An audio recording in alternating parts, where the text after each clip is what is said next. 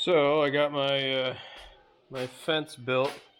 Had to come out 3 pieces long. So, but now it chops down right in the center, which is good. And I did max out my limiting post here, and it still wouldn't go down far enough. So that's why I got these gaps on here.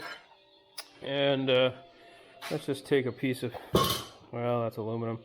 Well, do I have any steel? Oh, here's some stainless. Here, let's see how it does on this chop. Look at this. That's the piece of stainless I got here. Jeez. Okay, just cut this bend off of here. See how that does. Let's set this up. Okay. Is that gonna work? Yeah, sure.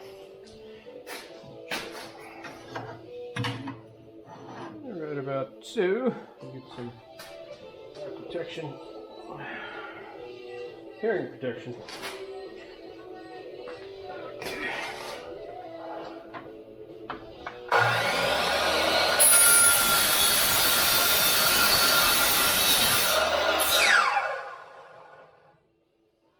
Pretty cool. Yeah, so this is my saved myself $300.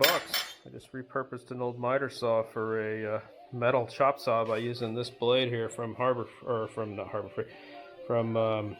Depot, the Diablo steel blade, 4,300 RPM, and hey, I think it was like, I don't know, $25 or $30 or something. I don't remember what it was, but anyway, it's cheaper than 300 anyway.